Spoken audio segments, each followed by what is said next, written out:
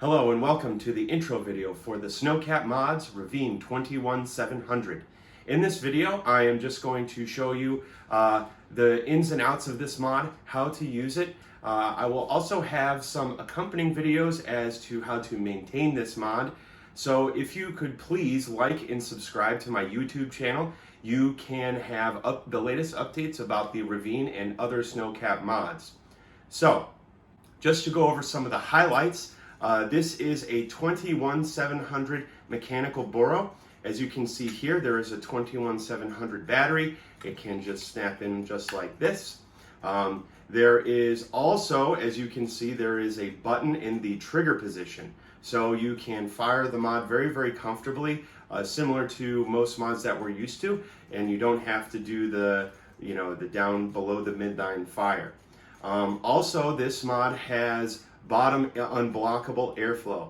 So you'll never have to worry about grabbing this in such a way that blocks the airflow. So let's take a quick puff and then we will go down below and see more about the new Ravine 21700.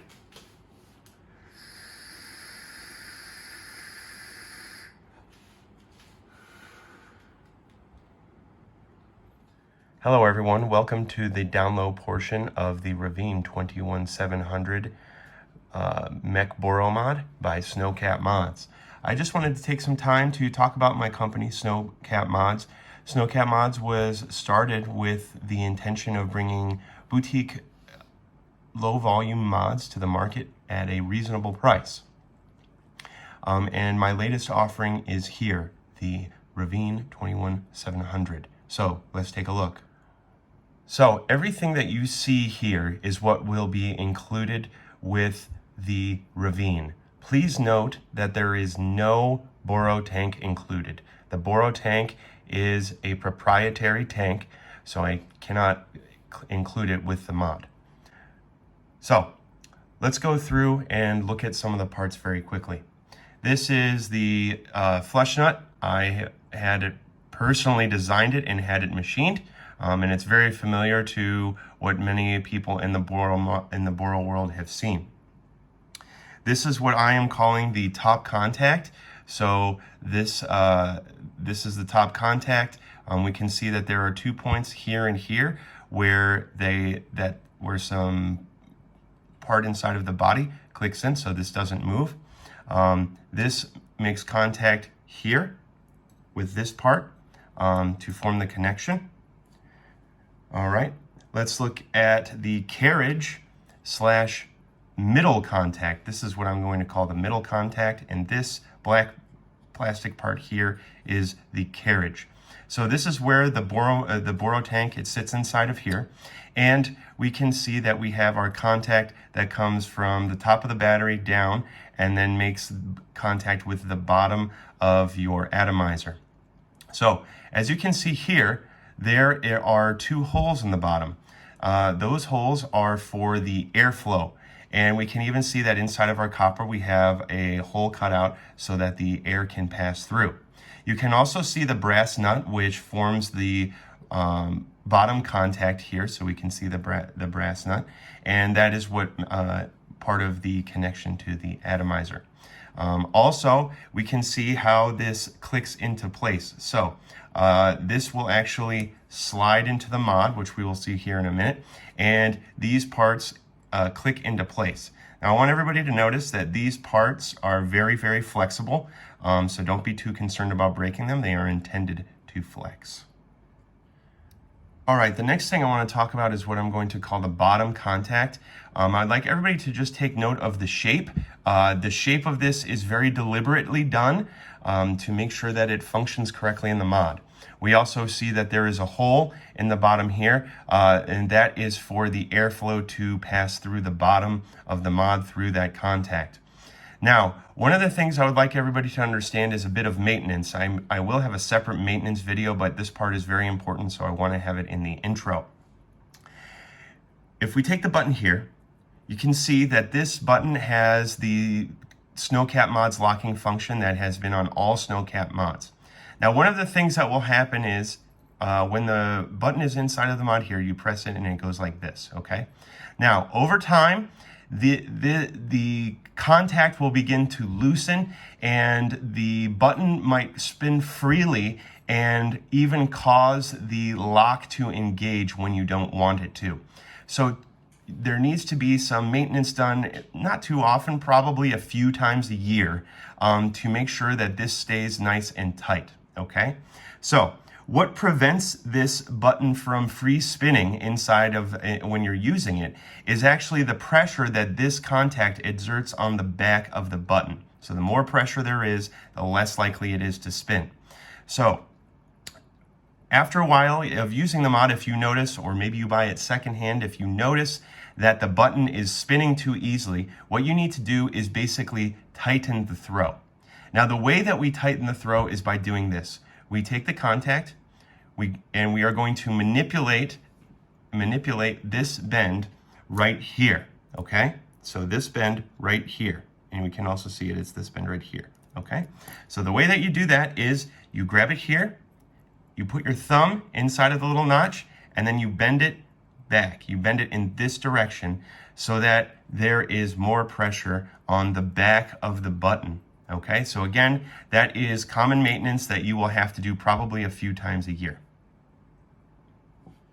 Okay, let's move on to the body. So we can see the body here. Now this body is 79 millimeters tall, 58 millimeters wide, and 25 millimeters thick.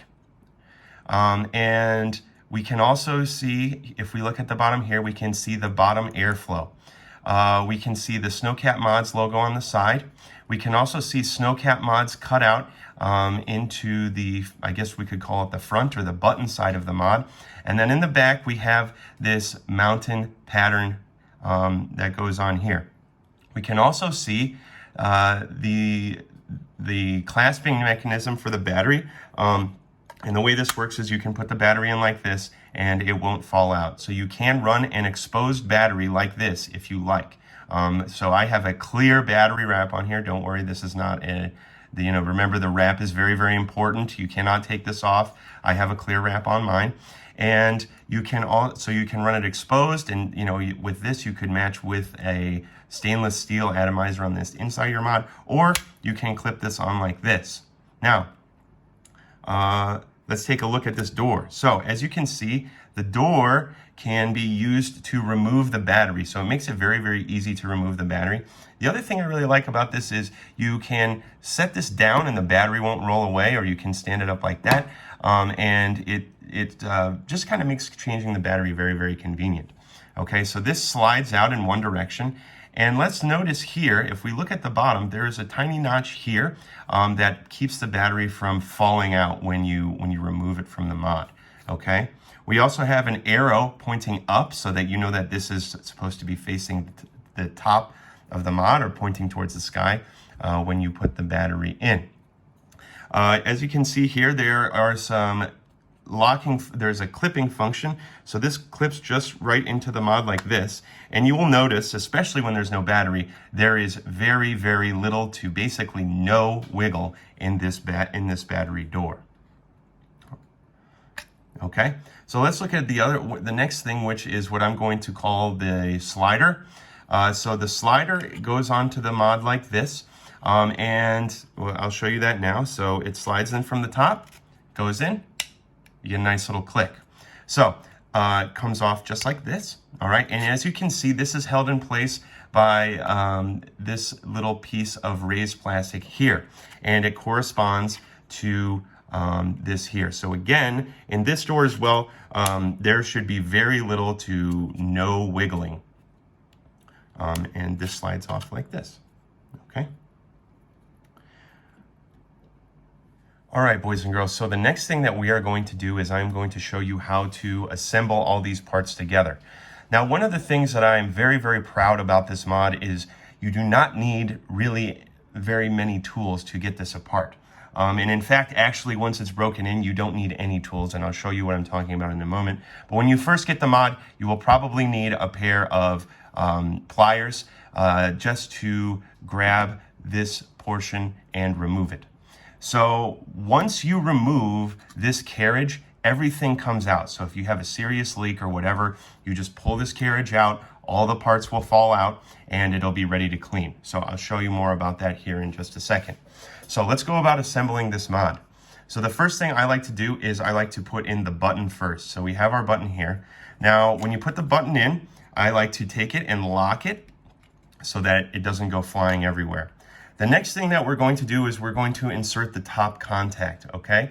So you may notice that the boro nut will fit in on one side a little more smoothly than the other. So you maybe want to test that before you put it in, but I know that this is the top, okay? And that goes in like this. And as you can see, we have two little plastic parts that hold it in place and prevent any horizontal movement while the mod is in working mode.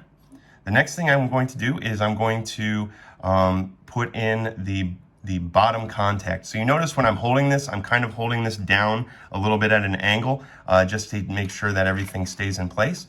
And I am going to put this in, and I'm going to make sure that it goes past the top contact, okay?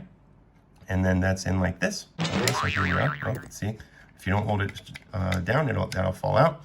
So you're probably wondering how this top contact is held in. Well, you can see that here at the top, that's what keeps the top contact from falling down.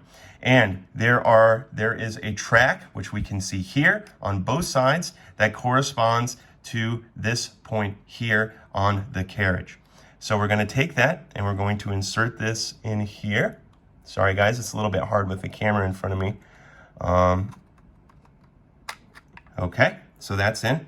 Now, this is always falling down, as you can see. So now the next thing that you're going to do is you are going to just push these parts in and allow it to clear the battery clasp, and you are going to push this in. Now, at first there might be a little bit of finagling required, okay? And we'll get this in right now. There we go. And as you can see, this is going to insert like this and start to cover that top contact. And we should hear a click when it's in place. Okay, there it was. All right, so now we basically have a fully assembled mod, okay? We can see here. Also, you'll want to make sure that the bottom contact is seated properly. So what you'll want to do is stick your finger inside, kind of all the way to the back, and just push it down. Make sure that it's seated correctly. Okay, and we have a fully assembled Ravine 21700. All right, so I'm going to take a boro tank and I'm going to put it in here so we can see. So this will fit right in like this, okay? And then we can take the flush nut and we can put it in the top, all right?